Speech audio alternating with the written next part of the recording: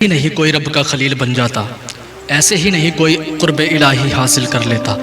اللہ کو راضی کرنے کے لیے کتنی مشقتیں، کتنی مشکلوں کا سامنا کرنا پڑتا ہے، یہ کوئی اگر معلوم کرے تو اللہ کے خلیل حضرت ابراہیم سے معلوم کرے۔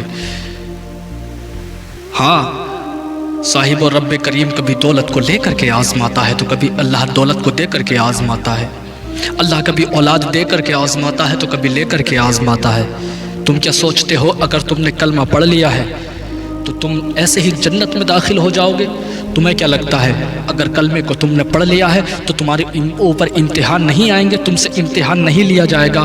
اگر تم نے کلمے کو پڑھ لیا ہے اور کلمے کو پڑھنے کے بعد اسلام میں اگر داخل ہو گئے ہو تو تمہیں مشکلوں کا بھی سامنا کرنا پڑے گا، تمہیں پریشانیوں کا بھی سامنا کرنا پڑے گا، تمہیں اذیتیں بھی اٹھانی پڑیں گی، تمہیں رب کریم کی بارگاہ میں امتحان بھی دینا پڑے گا، رب کریم کو امتحان بھی دینا پڑے گا۔ تم کیا سوچتے ہو کہ جنت کو پا لینا اتنا آسان ہے؟ اگر جنت کو پا لینا اتنا آسان ہوتا تو حضرت ابراہیم اپنے بیٹے کو بیابان جنگل میں چھوڑ کر کے نہ جاتے، حضرت ابراہیم اپنے بیٹے کو ذبح کرنے کی نوبت نہ آتی، حضرت ابراہیم اپنے بیٹے کو ذبح نہ کرنے چلے جاتے۔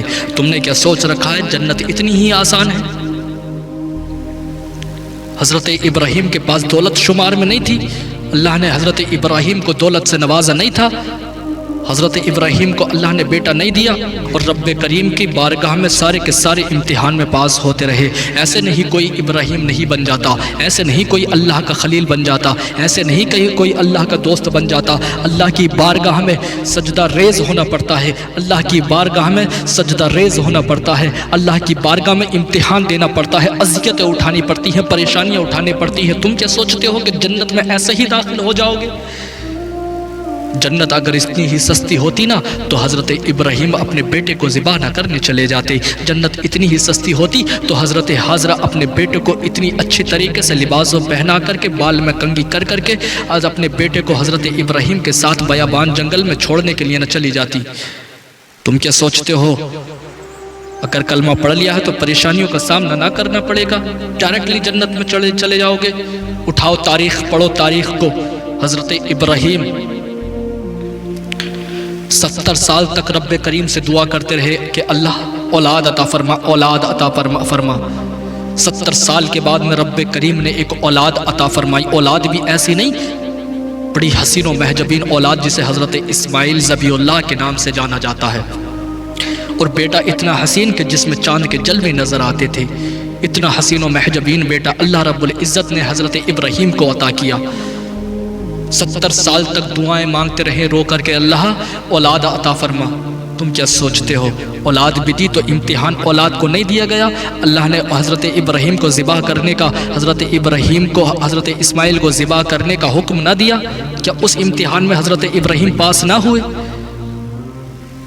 ہاں صاحبو، جب حضرت اسماعیل نے حضرت حاجرہ کی آغوش میں جب آنکھ کھولی، جب جنم لیا تو وحی الہی آ گئی، ابراہیم اپنے بیٹے کو جاؤ اور جا کر کے بے آو گیا جنگل میں، ایسے جنگل میں چھوڑ کر کے آؤ جہاں پر کوئی درخت کی یا پھل کی منڈی نہ ہو، جہاں پر درخت کا سایہ نہ ہو، جہاں پر کوئی کسی کا پرسان حال نہ ہو، جہاں پر چشمے کا نام نہ ہو، جہاں پر کوئی آتا یا جاتا نہ ہو۔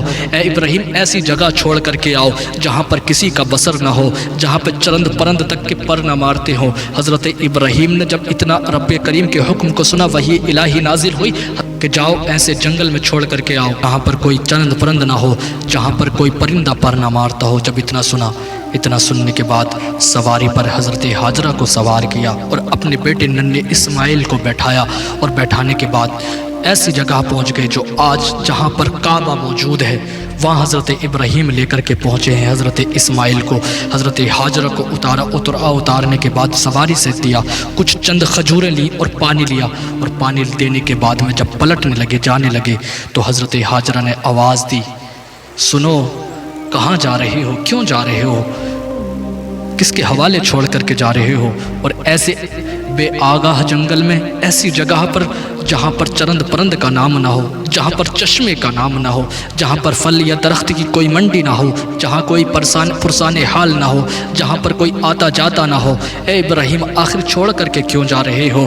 اتنا کہا حضرت ابراہیم نے ایک نہ سنی، جانتے چلے جاتے ہیں۔ حضرت ہاجرہ نے دامن کو پکڑا اور دامن کو پکڑنے کے بعد مچل گئی، کہنے لگی ابراہیم ذرا یہ تو بتاؤ چھوڑ کر جانے کی وجہ کیا ہے؟ چھوڑ کر جانے کی وجہ کیا ہے؟ کیا اپنی مرضی سے چھوڑ کر کے جا رہے ہو یا رب کی مرضی ہے؟ حضرت ابراہیم نے کہا تھا کہ میری شریک حیات، اے میری رنج و غم کی ساتھی، تو نے کوئی ایسی مثال سنی ہو تو بتا جو 70 سال تک کوئی دعاؤں میں اپنے بیٹے کو مانگتا ہو، اور بیٹا بھی کوئی عام بیٹا نہ، چاند سے محجبین بیٹا ہو، چاند کے جلوے اس بیٹے کے چہرے میں نظر آتے ہو۔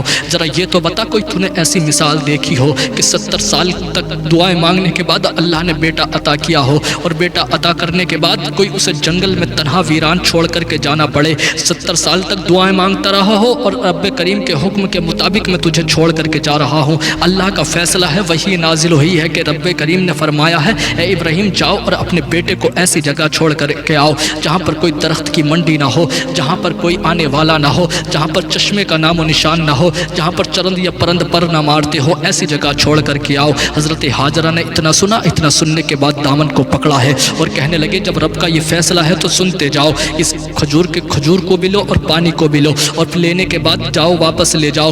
جو رب کریم ہمیں 70 سال تک دعائیں مانگنے کے بعد بیٹا عطا کر سکتا ہے تو وہی اللہ رب العزت ہمیں کھانے کے لیے پینے کے لیے پانی بھی دے سکتا ہے، کھانے کے لیے کھانا بھی دے سکتا ہے، آرام کرانے کے لیے آشائشیں بھی دے سکتا ہے۔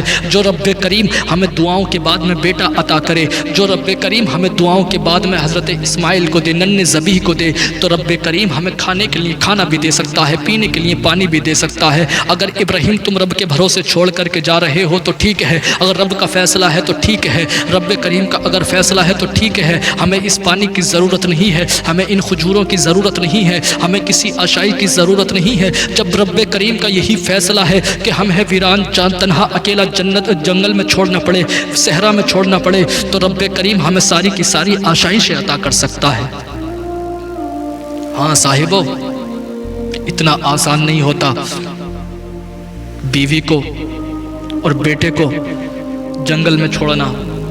رب کریم کی ایک آواز پر، صرف ایک آواز پر اپنے بیٹے کو ویران جنگل میں چھوڑنے کے لیے جگرا چاہیے۔ آج اگر ہم سے کہہ دیا ہوتا تو ذرا کتنوں کے پتے پانی ہو گئے ہوتے، کتنوں کے پتے پانی ہو گئے ہوتے۔ ہر کوئی یہ کہتا میرا لختہ جگر ہے، اللہ نے مجھے اتنے دنوں بعد اولاد عطا کی ہے، اتنی دنوں بعد بیٹا دیا ہے، میں بھلا کیسے جنگل میں چھوڑ کر کے آ جاؤں، میں کیسے بھلا جنگل کے حوالے کر دوں۔ ذرا سوچو، اسماعیل بننا کوئی اتنا آسان نہیں ہے۔ اللہ نے تبھی تو کہا تھا واتخذ اللہ ابراہیم خلیلا، اے لوگو ابراہیم میرا دوست ہے، اور لوگو سنو ابراہیم میرا دوست ہے۔ ہاں صاحبو، ایک صحابہ آئے تھے، عرض کرنے لگے یا رسول اللہ، ہر نبی آتا رہا تو کسی نہ کسی نبی کو دوست بناتا رہا، کسی نہ کسی نبی کو دوست بنایا ہے۔ رب کے محبوب، تمام نبیوں نے کسی نبی کو دوست بنایا تو کسی نبی کو دوست بنایا، یا رسول اللہ آپ نے کس نبی کو دوست بنایا ہے؟ بڑی میٹھی زبان، بڑا پیارا جملہ یہ۔ میرے نبی کے رخسار کھل گئے، مانو کہ کلیوں میں نکھار آ گئی ہو۔ میرے مصطفیٰ مسکرائے اور مسکرانے کے بعد فرمایا سنو، تم معلوم کرنا چاہتے ہو کہ میں نے کس کو دوست بنایا ہے؟ رب نے جس کو دوست بنایا ہے، رب نے جس کو دوست بنایا ہے۔ واتخذ اللہ ابراہیم خلیلا، اللہ نے فرمایا ہے کہ ابراہیم میرا دوست ہے، جو رب کا دوست ہے وہی میرا دوست ہے، ابراہیم میرا دوست ہے۔ میرے نبی نے فرمایا ہے کہ حضرت ابراہیم میرے دوست ہے۔ ہاں صاحبو، ایسے نہیں ابراہیم کا مرتبہ مل جاتا، ایسے نہیں خلیل کا مرتبہ مل جاتا۔ ایک آواز پر چھوڑ کر کے آ گئے، یہ تاریخ رقم ہوئی، اور حضرت ابراہیم اپنے بیٹے ننھے اسماعیل کو اور اپنی بیوی حضرت ہاجرہ کو جنگل میں چھوڑ کر کے آئے۔ جب آئے نا تو آنے کے بعد سورج کی تپش اتنی زیادہ تھی کہ اگر کنکر پر پڑتی تو کنکر بھی ایک گرم ہو جاتا تھا، اتنا گرم ہو جاتا تھا کہ جس کی کوئی مثال نہیں، اتنی تیز دھوپ۔ سوچو کہ جب حضرت اسماعیل کو لٹایا تھا حضرت ہاجرہ نے تو ہونٹوں پر پپڑی جم چکی تھی، اب ماں کے سینے میں دودھ بھی خشک ہو چکا تھا، ہونٹوں پر پپڑی تھی، پیاس کی شدت تھی۔ ہاں صاحبو، وہ ماں ہوتی ہے جو بیٹے کو دیکھنے کے بعد بلکنے لگتی ہے۔ ہاں صاحبوں، میں تم سے کہنا چاہتا ہوں، ماں سے پیار کیا کرو، ماں سے محبت کیا کرو۔ یہ اللہ رب العزت نے کلام پاک میں فرمایا ہے۔ یہ کہانی جو ہے ایک ماں اور بیٹے کی کہانی ہے۔ یہ کہانی جو ہے، یہ حساس رشتہ جو ہے، یہ رب کریم نے ماں اور بیٹے کے لیے عطا کیا ہے۔ ہاں صاحبوں، تمام کہانیاں اٹھا کر کے دیکھ لو، تاریخیں اٹھا کر کے دیکھ لو، ماں بیٹے کے لیے وہ کرتی ہے جو دنیا کسی کے لیے نہیں کرتی۔ سارے رشتے جھوٹے ہو سکتے ہیں، سب کا پیار جھوٹا ہو سکتا ہے، کسی نہ کسی پیار میں لالچ ضرور نظر آئے گا، مگر یاد رکھنا ماں کبھی کمپرومائز نہیں کرتی پیار میں، ہمیشہ اس کا پیار بالکل پیور ملتا ہے، پیور پیار ملتا ہے ماں کا۔ ماں کے جیسا پیار دنیا میں تمہیں کوئی نہیں دے سکتا۔ بنا مطلب کا پیار ہوتا ہے، بنا کسی لالچ کا پیار ہوتا ہے، بالکل پیور پیار تمہیں ماں کا ملتا ہے۔ ہاں صاحبوں، آج یہ دنیا کی کہانی نہیں ہے، داستان نہیں ہے کہ بیٹا اگر جوانی میں بیمار ہو جائے اور ماں بوڑھی ہو اور بیٹا زبان سے نکال دے پانی، تو وہ ماں جو لاٹھی پکڑ کر کے چلتی ہے، جس کی کمر ٹیڑھی ہو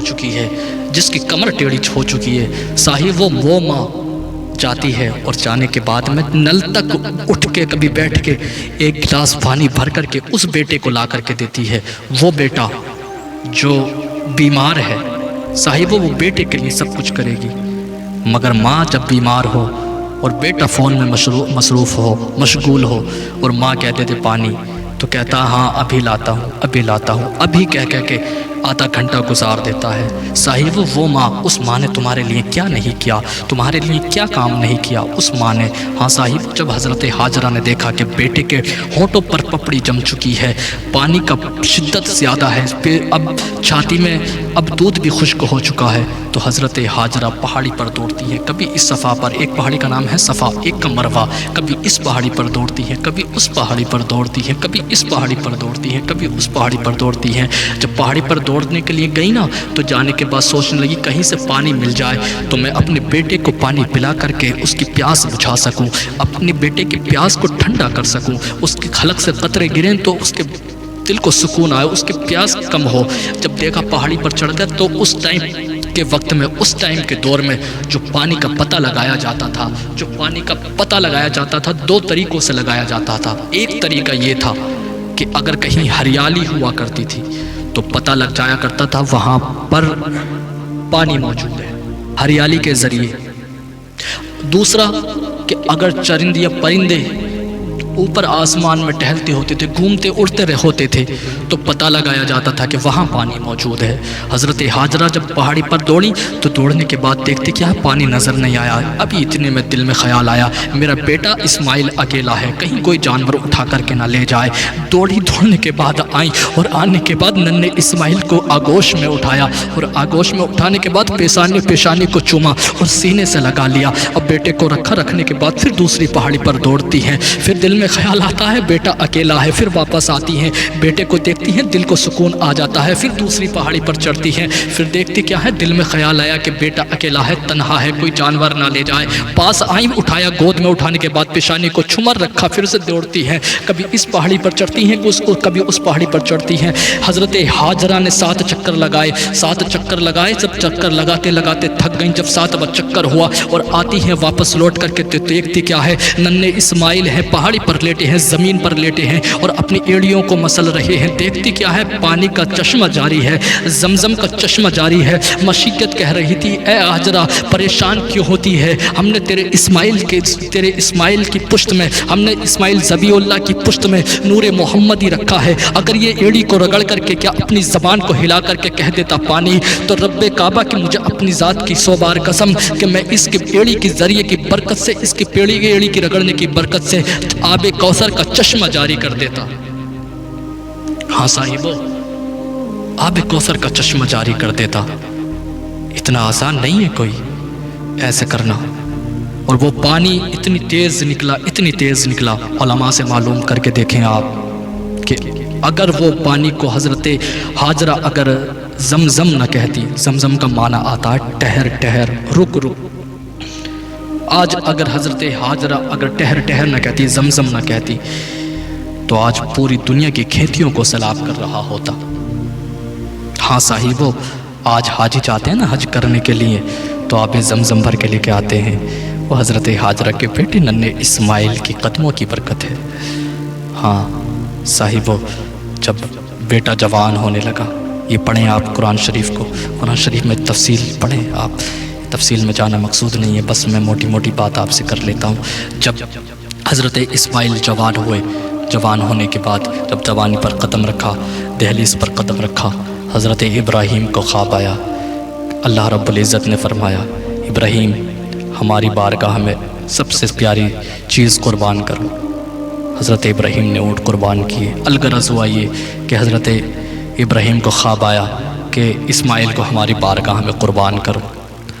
ہاں صاحبو، آج ہم قربانی کرتے وقت یہ سوچتے ہیں اللہ نے مال تمہیں دیا ہے، دولت تمہیں دی ہے، مالک نصاب تمہیں بنایا ہے، اس کے باوجود تم قربانی نہیں کرتے، تمہاری قربانی اوپر واجب ہے پھر بھی قربانی نہیں کرتے۔ ہم 10 مولاناؤں سے مشورہ کرتے ہیں، حضرت جی 10 مولاناؤں سے کہ کہیں سے تو چھٹکارا مل جائے، کہیں سے تو یہ بات مل جائے کہ قربانی واجب نہیں ہے تمہارے اوپر، تمہارے اللہ نے مالک نصاب بنایا اس کے باوجود بھی نہیں تم قربانی کرتے۔ ہاں صاحبو، 10 مولاناؤں سے کہ کہیں سے تو چھٹکارا مل جائے، کہیں سے تو چھٹکارا مل جائے، اور اسی مولوی سے حضرت یہ مشورہ لیتے ہیں، اسی امام سے مشورہ لیتے ہیں، یہ جنہیں تنخواہ 1000 روپے دیا جاتی ہے، 5 سے 6 7 ہزار روپے تنخواہ دی جاتی ہے، اسی امام سے مشورہ کرتے ہیں۔ ہاں صاحبو، کڑوی بات ہے۔ اب جو یہ بات آپ سنیں گے نا، یہ اتنی کڑوی بات ہے کہ شاید آپ کے حلق سے اترنی دشوار ہو۔ ہاں صاحبو، ہم اسی امام سے مشورہ کرتے ہیں جس کی تنخواہ 1000 روپے ہو، 10,000 روپے نہیں بلکہ 5 7 ہزار روپے ہو، اسی امام سے مشورہ کرتے ہیں۔ حضرت جی بڑی کڑوی بات ہے، آج کے یہ ہمارے جو دور کے معاشرے کے لوگ ہیں نا حضرت جی، یہ بازار میں جاتے ہیں لوگ اور بکرے کے اوپر، یہ جانور کے اوپر، جب بازار میں جانور خریدنے جاتے ہیں نا تو جانور کے اوپر اگر لفظ محمد یا لفظ اللہ لکھا ہو، کچھ لوگ ہوتے ہیں جو مہندی سے گد دیتے ہیں، لکھ دیتے ہیں اس پر، تو حضرت جی اگر جانور کے اوپر اگر لفظ محمد اللہ لکھا ہو تو اس کی قیمت حضرت جی قریباً لاکھوں میں بکتی ہے، لاکھوں میں ہوتی ہے اس جانور کی قیمت۔ کیوں کہ اس پہ لفظ محمد لکھا ہوا ہے، اس کے اوپر لفظ اللہ لکھا ہوا ہے۔ اور صاحبوں، میں تم سے کہنا چاہتا ہوں، تم نے اس امام کے سینے کو نہیں دیکھا جس سینے کے اندر پورا قرآن اترا ہوا ہے، جس کے سینے کے اوپر قرآن لکھا ہوا ہے، پورا قرآن اترا ہوا ہے۔ اللہ فرماتا ہے کہ ہم اگر پہاڑ کے اوپر قرآن کو اتارتے تو قرآن ریزہ ریزہ ہو جاتا۔ اس حافظ کو تم 10,000 روپے تنخواہ، تم اس حافظ کو 6 7 ہزار روپے تنخواہ دیتے ہو اور پھر جانوروں کو خریدتے ہو تو اس کی قیمت لاکھوں میں لگاتے ہو اور کہتے ہو ہم پریشانی اذیت کا شکار ہیں۔ صاحب، تم اپنے گریبان میں جھانک کر کے دیکھو، تمہیں پریشانیوں نے کیوں گھیر رکھا ہے؟ تم پریشانیوں کا شکار کیوں ہو؟ تم اذیتوں کا پریشان کیوں ہو؟ تم بازار میں جاتے ہو، خریدتے ہو 10,000 روپے کا جانور، لاکھوں کا جانور جس کے اوپر لفظ محمد یا اللہ لکھا ہوا ہے، مہندی سے لکھا ہوا ہے، وہ بھی ریئلٹی میں نہیں ہے، وہ بھی حقیقت میں نہیں ہے۔ صاحبو کرم کرو، یہ امام اتنے مخلص ہوتے ہیں نا، اتنے ایماندار ہوتے ہیں، اللہ نے ان کے سینے میں قرآن لکھا، قرآن اتار رکھا ہے۔ صاحبو اتنا آسان نہیں ہے، ان کے ساتھ محبت سے پیش آیا کرو۔ تمہاری تنخواہیں اتنی ہوتی ہیں، اس کے باوجود بھی ذرا سوچو 7 8 ہزار روپے میں امام کا گھر کیسے چلتا ہوگا، امام کے خرچے کیسے پورے ہوتے ہوں گے۔ تم نے تو اپنی جیب کو بھرا، اپنی تنخواہ لائے، بچوں کو کھانا کھلایا، اپنی اچھی جگہ گھما کر کے لے کے آئے، اور تم نے امام کے بارے میں نہیں سوچا۔ ہاں صاحبو، کچھ ان کے اوپر بھی سوچا کرو۔ جب حضرت ابراہیم کو خواب آیا نا کہ اپنے بیٹے اسماعیل کو ہماری بارگاہ میں قربان کرو، تو کبھی کبھی ملنے کے لیے آیا کرتے تھے حضرت ابراہیم۔ آنے کے بعد اپنی بیوی سے فرمایا، بی بی حاجرہ جی شوہر نامدار، ہمارے بیٹے کو ذرا تیار کر دو، ہمارے بیٹے کے ذرا سرما بھی لگانا، تیار کرنا، دوست کے یہاں دعوت پہ جانا ہے، دوست سے ملاقات کے لیے جانا ہے۔ دعوت کا مطلب کوئی کھانا نہیں ہے، دعوت کا مطلب جو ہے بلاوا ہے، دعوت کا مطلب جو ہے ملاقات ہے، دعوت کا مطلب کھانا نہیں ہے۔ کچھ لوگوں نے کھانا سمجھ رکھا ہے، مگر کھانا نہیں ہے، صرف ملاقات یا بلاوا، دعوت پہ جانا ہے۔ حضرت حاجرہ نے اسماعیل کو تیار کیا، بیٹے کو نہلایا، نئے کپڑے پہنائے، اور نئے کپڑے پہنانے کے بعد بیٹے کے سر میں تیل ڈالا، کنگھی کی، اور حضرت ابراہیم کے ہاتھ میں ہاتھ دے دیا۔ کس کا؟ ننھے حضرت اسماعیل کا اور لے کر کے چلنے لگے۔ ادھر حضرت ابراہیم گھر سے باہر نکلے ہی تھے کہ شیطان آیا اور کہنے لگا ہاجرہ جانتی بھی ہو تمہارے شوہر تمہارے بیٹے کو کہاں لے کر کے گئے ہیں؟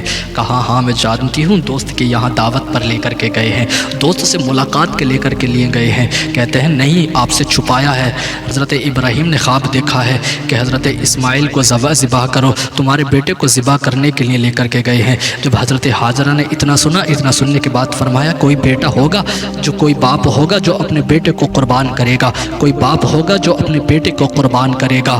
کہا کہ رب کے کہنے پر قربان کرنے چلے ہیں۔ تب حضرت حاجرہ نے فرمایا تھا مجھے لگتا ہے تو شیطان ہے، اور جب رب کریم نے خواب میں کہا ہے شوہر کو ابراہیم کو بیٹے کو قربان کرنے کے لیے ایک اسماعیل کیا ہے، اگر رب کریم مجھے 1000 اسماعیل دے تو میں رب کریم کی بارگاہ میں ایک ایک کر کے رب کی بارگاہ میں قربان کر دوں گی۔